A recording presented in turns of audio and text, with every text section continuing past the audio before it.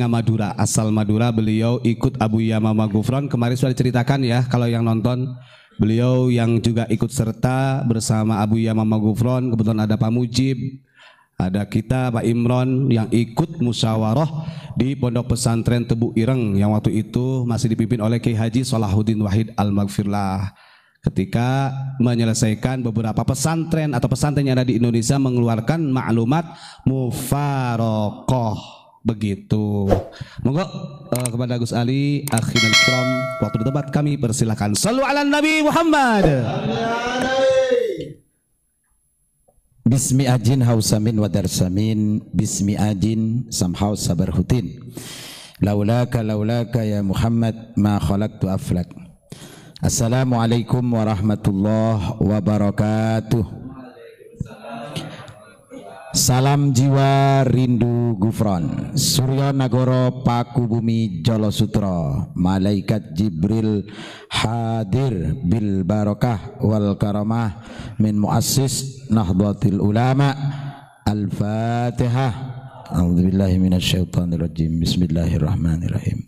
Alhamdulillahi rabbil alamin arrahmanir rahim maliki yaumiddin iyyaka na'budu wa iyyaka nasta'in ihdinas siratal mustaqim siratal ladzina an'amta 'alaihim ghairil maghdubi 'alaihim waladdallin.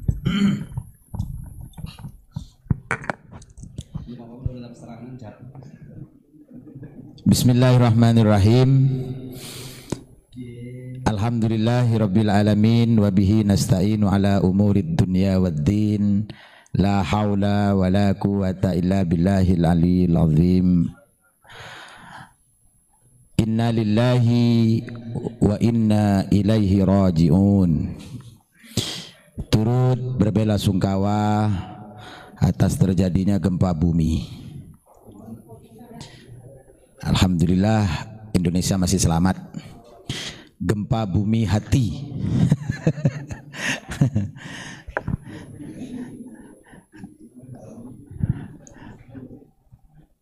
Saya malam hari ini senang sekali. Kenapa kok senang? Banyak yang tergugah. Banyak yang tergugah kalau saya lihat di media itu. Tergugah hatinya yang tadinya tidak mau membawa Pancasila dalam dakwahnya, sekarang sambil mengangkat pedangnya. Wih. Mengangkat pedangnya sekarang. Saya siap mati demi Pancasila. Wais keren. Cie. Aduh. Kemarin kemana? Oi. Aduh. Aduh. Iya. Aduh, pokoknya udah keren lah Pancasila sekarang. Saya siap mati demi NKRI, siap. Kok NKRI-nya mau dikasihkan ke Rohingya? Aduh, konsekuen dong. Konsekuen. Yang punya konsekuen itu hanya Nahdlatul Ulama. Hanya ulama-ulama NU yang punya konsekuen. Kemarin yang kau katakan ini kiai-kiai yang menjadi kerak-kerak neraka, sekarang konsekuen NU kamu pakai untuk membranding dirimu bahwa kamu adalah ulama yang paling NKRI. Aduh, ngaku ber-NKRI, ingin nampung pengungsi yang gak jelas. Yang jelas ini negara Pancasila, negara kita negara beragama, negara kita adalah negara yang memiliki rasa nasionalis, patriotisme sampai titik darah penghabisan. Buktikan kalau engkau memang ingin membela Pancasila. Jangan lindungi mereka yang ingin merubah Pancasila. Loh. Bawa Pancasila NKRI merah putih sekaligus dengan Bhinneka Tunggal Ika. Kalau ada satu dari komponen bangsa ini beragama lain dengan kita, kita sudutkan mereka seolah-olah mereka menentang, akan melawan kaum muslim. Salah. Muslim, non muslim di Indonesia adalah saudara, sebangsa dan senegara. Konsekuen. Jangan separuh-paruh, jangan sebelah-sebelah, jangan politik belah bambu kamu gunakan. Kalau memang kau ingin berpancasila, buktikan, doktrinkan Pancasila itu kepada seluruh rakyat Indonesia, bahwasanya kita orang Indonesia memiliki toleransi. Enggak ada ulama-ulama Nusantara, ulama-ulama di Indonesia, kiai-kiai dulu itu mendakwahkan Pancasila dengan mengangkat pedang. Enggak ada. Kenapa NU bisa membumi? Kenapa NU bisa mendunia? Karena NU mengaplikasikan ajaran rahmatan lil alamin. NU walaupun tidak sejalan dengan pemerintah, tidak pernah ingin membuat makar terhadap pemerintah. Catat baik-baik.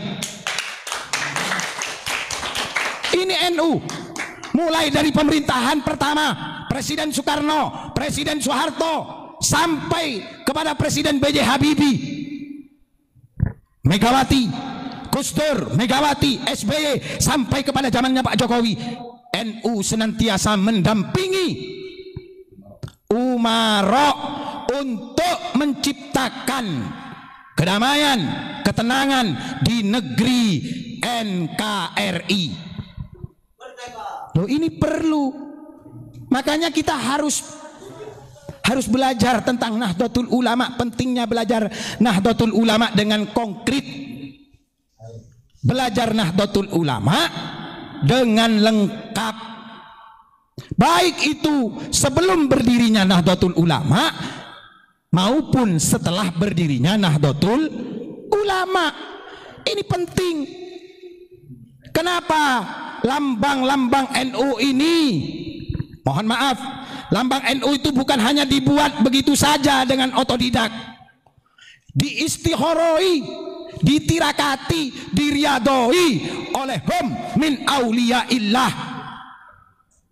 Siapa yang tidak kenal dengan Kiai Ridwan Abdullah? Kiai Ridwan Abdullah terkenal dengan ulama suluk, dengan ulama usul, tapi beliau tidak meninggalkan medan perang. Karena pada saat itu negeri kita sedang dicengkram, dijajah oleh Belanda dan kolonialnya.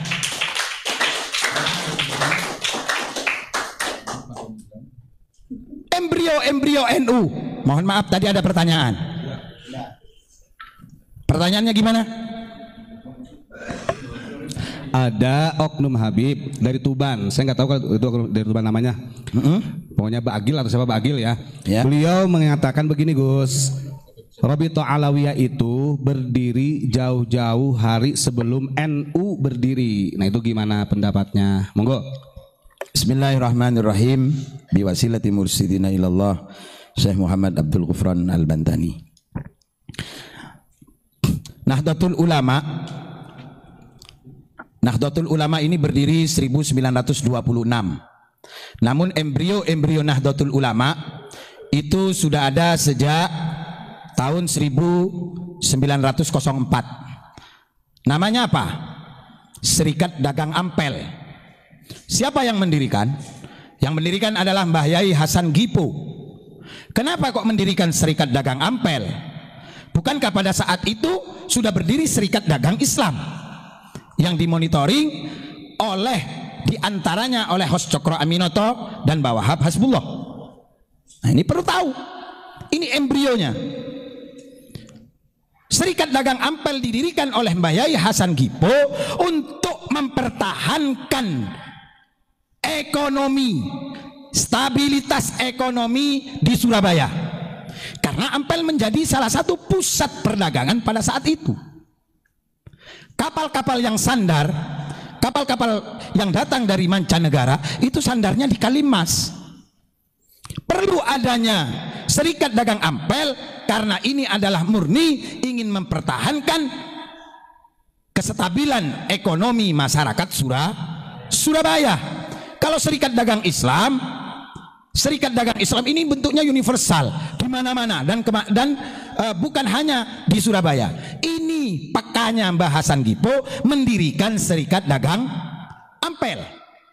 Kemudian Serikat Dagang Ampel ini bergulir terus berkembang menjadi Nahdlatul Tujjar. Ini yang mendirikan para pedagang-pedagang. Mohon maaf, justru yang mengatur perdagangan di Surabaya ini adalah Serikat Dagang Ampel. Makanya kalau kita ke Surabaya, di sebelah timur Jembatan Merah itu ada Kembang Jepun. Di sana itu memang arealnya Tionghoa. Kemudian ada orang Pakistan dan orang-orang Arab itu berada di sekitar Sasa, Jalan Sasa.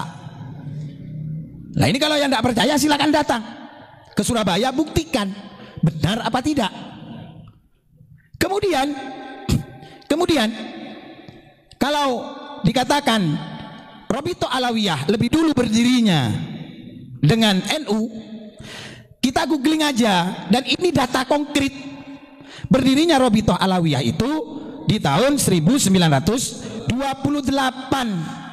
Itu atas dukungan siapa? Kan begitu? Sebelum Robito Alawiyah berdiri, lebih dulu berdiri Al-Irsad. Mungkin yang dimaksud itu Al-Irsad, gitu loh. Karena di Al-Irsad itu berdirinya 1914, di mana 1914 embrio Nahdlatul Ulama ini sudah ada taswirul afkar. Kalau dikatakan katanya Mbah Wahab ikut mendirikan Robito Alawiyah, ini perlu diklarifikasi. Datanya bahwa, mohon maaf ini, saya tegaskan sekali lagi, kepada siapa saja, baik itu kalangan kiai, pengurus NU maupun para penghikmat di Nahdlatul Ulama, kalau ingin menceritakan, kalau ingin menulis sejarah NU yang konkret, menjelaskan kepada halayak. Kalau Oknum Habib ini ingin menyampaikan tentang sejarah berdirinya Nahdlatul Ulama, kalau untuk berdirinya Robito Alawiyah saya tidak ingin mengkoreksi itu. Tapi kalau menjelaskan tentang NU beserta figur-figurnya muassis NU, monggo silahkan hadir ke Langgar Gipo. Di sana tempat perkumpulan para duriah-duriah, keturunan-keturunan dari muassis NU, supaya jelas, supaya tidak ngawur kemana-mana. Kalau Al-Irsad, iya, Al-Irsad itu berdiri 1914. Tapi embrio NU sudah jauh lebih dulu berdiri dengan nama Serikat Dagang Ampel. Nah ini kalau diceritakan lebih detail, ini nanti ada yang rumangsa tertabrak dengan dengan sejarah ini. Makanya monggo kepada beliau-beliau, panjenengan kiai-kiai yang berada di rumah besar Nahdlatul Ulama yang lebih kita kenal dengan PBNU, mohon buat klarifikasi tentang sejarah berdirinya Nahdlatul Ulama secara komplit, bukan hanya versi dari beberapa pihak saja, tapi undang dari keturunan-keturunan para pendiri-pendiri NU yang berada di Surabaya. Karena apa? Kenapa kok harus demikian? Karena ini menyangkut sejarah berdirinya NU yang notabene kiai-kiainya itu berada di Surabaya. Kiai Ahmad Dahlan dari Surabaya. Surabaya itu dikenal, Surabaya itu ada 3. 1 Surabaya, 2 Gresik, 3 Sidoarjo. Nah ini penting ini, supaya apa? Supaya murni yang mengeluarkan sejarah Nahdlatul Ulama ini nantinya dari PBNU, supaya tidak dicangkok-cangkokkan oleh orang lain. Ini penting. Kenapa kok demikian? Karena tegaknya satu bangunan bukan karena gentengnya, bukan karena tiangnya, tapi karena pondasinya. Kalau NU setelah NU berdiri ini mau kemana-mana dan ada siapa saja di dalamnya, itu no problem, no comment.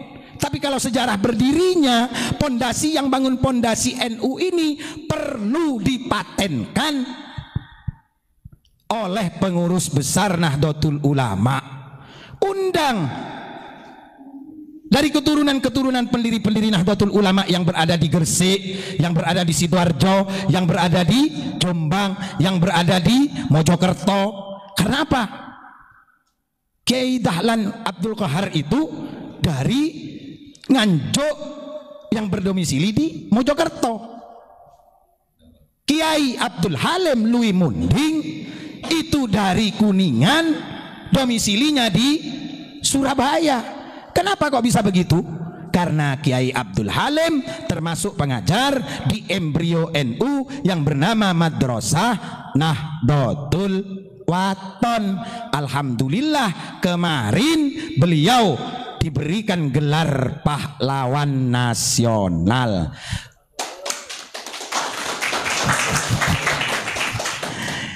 Satu keinginan dari Al-Fakir ini meminta kepada seluruh jajaran para kiai-kiai panjenengan dalam kiai-kiai yang berada di PBNU, perjuangkan seluruh muassis Nahdlatul Ulama untuk diangkat menjadi pahlawan kemerdekaan maupun pahlawan nasional Republik Indonesia. Ini kalau PBNU yang mereferensikan kepada negara, insya Allah akan dikabulkan. Setuju? Setuju?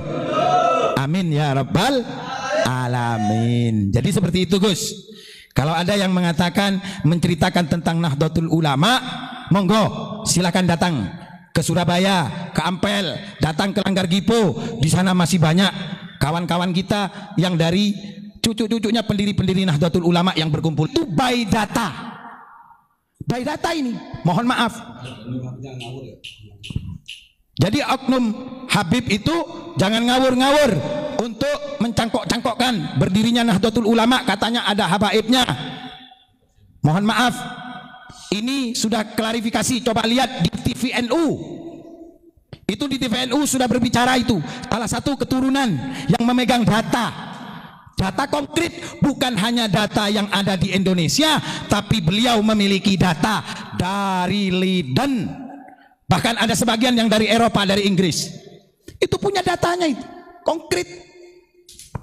Jadi tidak main-main. Bukan hanya sekedar katanya.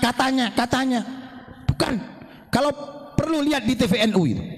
Di channel TVNU itu pada saat itu membahas tentang Kiai Mas Alwi yang dilupakan. Karena apa? Karena ada dari Aswaja Center mengatakan bahwasanya ada kiai dari pengurus Aswaja Center mengatakan bahwasanya Kiai Mas Alwi ini dikeluarkan dari silsilah keluarga. Loh ini kan bahaya ini. Padahal apa? Kiai Mas Alwi salah satu pendiri Nahdlatul Ulama, bahkan yang memberikan nama Nahdoh itu adalah Kiai Mas Alwi bin Abdul Aziz. Ini supaya jelas. Jadi kalau untuk menceritakan tentang Nahdlatul Ulama masih ada datanya komplit. Nah.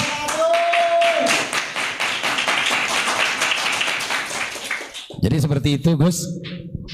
Saya lanjutkan dengan embrio Nahdlatul Ulama yang berada di Ampel saja ini.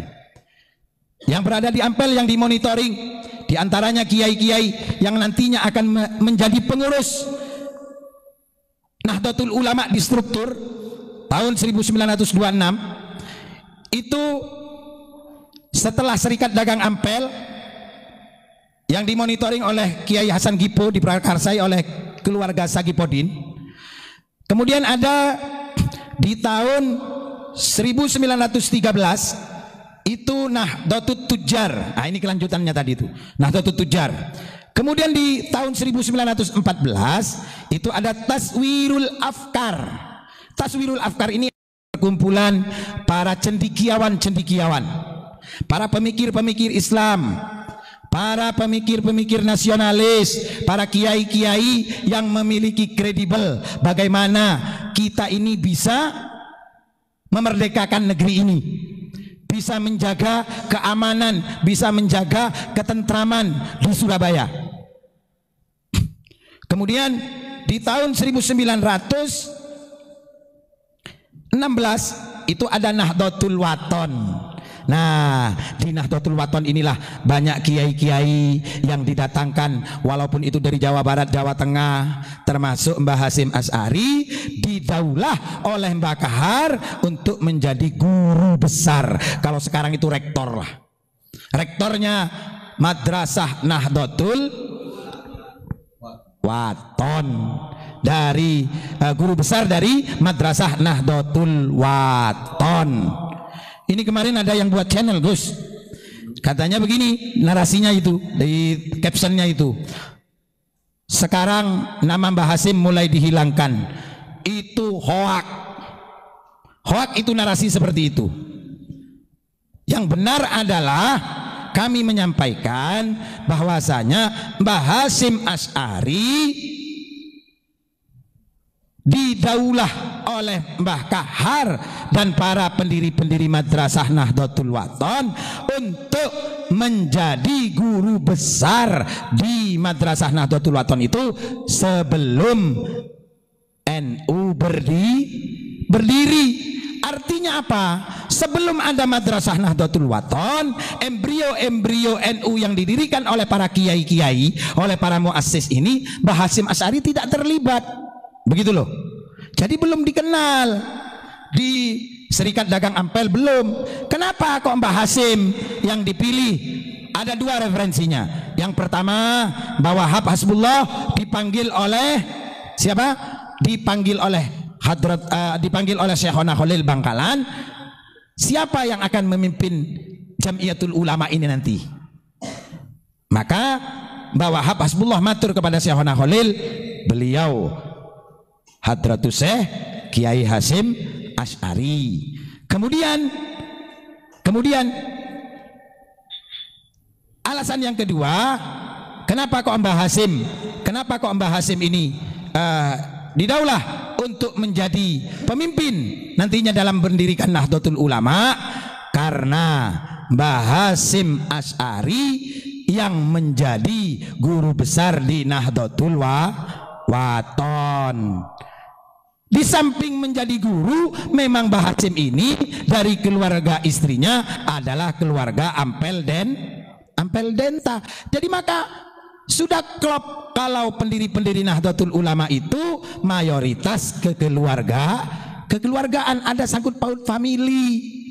Makanya kalau ingin lihat keterangan yang disampaikan itu konkret sekali, ada di TV NU. Nah, itu yang menyampaikan adalah salah satu cucu dari pendiri Nahdlatul Ulama. Ada pertanyaan lagi?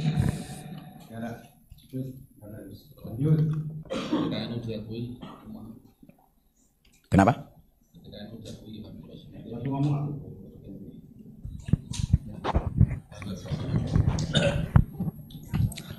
Ya, menurut Gus Ali ya, ini mau tanya. Menurut pandangan Gus Ali, ketika kemarin ada oknum Habib yang membuat narasi atau mengakui bahwasanya itu ada kaitannya dengan Habib Hasyim bin Yahya, itu gimana Gus Ali? Menurut Gus Ali gimana? Bismillahirrahmanirrahim. Orang mengaku-mengaku itu boleh saja, tapi kan barang tetap ya. Tapi selama ini yang saya tahu, yang saya pelajari, yang saya simak pemaparan komplit dari sejarah Nahdlatul Ulama berdirinya di Surabaya itu murni dari hubungan kekeluargaan. Artinya apa? Muassis NU ini semuanya adalah jaringan keluarga. Bahkan Mbah Hasyim Asy'ari sendiri datang sowan kepada Syekhona Khalil ini minta petunjuk kepada Syekhona Khalil Walaupun Syekhona Khalil sudah memerintahkan, beliau tidak sanggup untuk mengistikharoi, untuk mendapatkan petunjuk untuk mendirikan Jam'iyah Ulama ini. Maka diperintahkanlah beberapa kiai untuk tirakat di masjid-masjid, tirakat di makom-makom para wali songo itu. Bahkan mohon maaf, menurut salah satu sejarah, ini Mbah Wahab sempat nulis surat kepada Mbah Sunan Ampel, minta petunjuk. Ternyata petunjuknya nggak datang-datang, tidak mendapatkan petunjuk sama sekali. Akhirnya Syekhona Khalil memanggil santrinya. Siapa? Kiai As'ad Samsul Arifin, yang mana beliau pada saat itu masih berusia belia. Beliau insya Allah masih berusia 12 tahun. Nah, ini diperintahkan untuk mengantarkan tongkat dengan membawa ayat Al-Quran surat Toha itu. Ini dibawa dipesan oleh Mbah Khalil Bangkalan, dititipkan kepada Kiai As'ad Samsul Arifin. Sudah banyak kok di video-videonya itu yang sudah banyak beredar, baik itu yang terjemahan bahasa Indonesia maupun yang masih asli berbahasa Madura. Ini bukti kalau Mbah Hasyim itu, Mbah Hasyim Asy'ari hanya minta restu, minta petunjuk istikharah dari Syekhona Khalil, bukan kepada yang lain. Karena apa? Ini 2 kali nih setelah tongkat itu sampai, ternyata belum didirikan juga Nahdlatul Ulama ini, Jam'iyah ini. Menunggu isyarah yang kedua, dipanggil lagi Kiai As'ad untuk mengantarkan isyarah yang kedua, yakni tasbih, yang mana tasbih itu dikalungkan langsung ke lehernya Kiai As'ad Samsul Arifin. Nah, ini dikalungkan langsung sembari dipesan, ya Jabbar, ya Qahar, siapapun yang berani melawan NU, siapapun yang ingin menghancurkan NU, maka bekal ancurah. Nah, itu bahasa Maduranya. Maka bekal ancurah orang sebengal ke NU, orang sengancurah kina NU, maka bekal ancurah orang sebekal ngancurah kina NU. Nah, ini setelah, mohon maaf, setelah Nahdlatul Ulama ini mendapatkan petunjuk yang diberikan kepada Mbah Hasyim dari Syekhona Khalil, barulah Mbah Hasyim Asy'ari ini dengan yakinnya beserta dengan para muassis, para kiai-kiai, mohon maaf, itu banyak jumlahnya, bukan hanya 3 orang, tapi ada 313 kiai ulama dan 32 yang terpilih menduduki jabatan di struktural, yang lainnya kultural. Makanya NU ini ada dua pengurusnya, yang satu pengurus di struktur, yang satu lagi kiai yang berada di kultur. Lah, ini yang dimaksud dengan kiai-kiai khos itu. Bukan kiai-kiai khos ini tidak melihat, tidak menyimak. Mohon maaf, ada yang request, gimana NU itu kok bisa sampai ke Sukabumi, sampai ke Banten, sampai kemana-mana? Loh, memang yang mendirikan NU ini adalah ulama-ulama Nusantara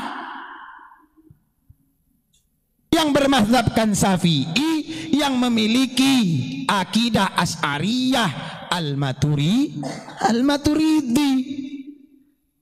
Karena saking gencarnya ajaran-ajaran yang dibawa oleh mereka penganut pemahaman fikih dari Wahabi, mengharamkan tahlil, mengharamkan ziarah kubur, maka datanglah sowanlah kiai-kiai 66 kiai ini ke Demangan, datang kepada Syekhona Khalil yang ditemui oleh menantu beliau yang bernama Dara Muntoha.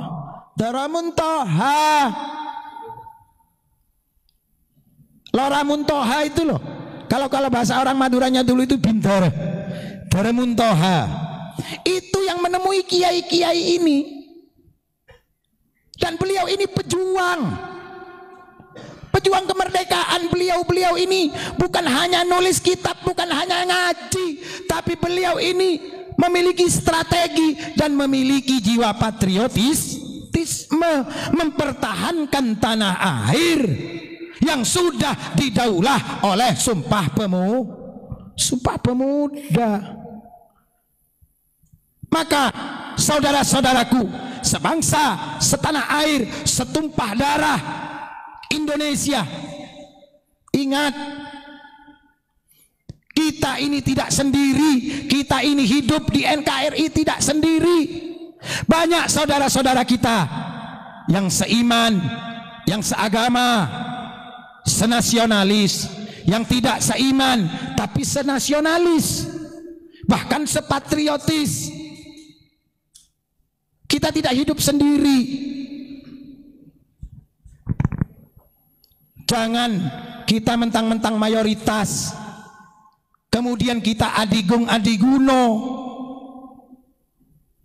Prinsip yang ditanamkan oleh Hadratus Syekh Mbah Hasyim Asy'ari beserta para muassis NU adalah hubbul watan minal iman. Nah, dari hubbul watan minal iman ini, ketika resolusi jihad diteriakkan oleh kiai-kiai NU untuk mempertahankan Republik Indonesia ini dari ancaman para penjajah, ancaman kolonial, ada satu kaum yang sekarang anak cucunya mengaku ikut berjuang padahal mereka pembela Ratu Belanda.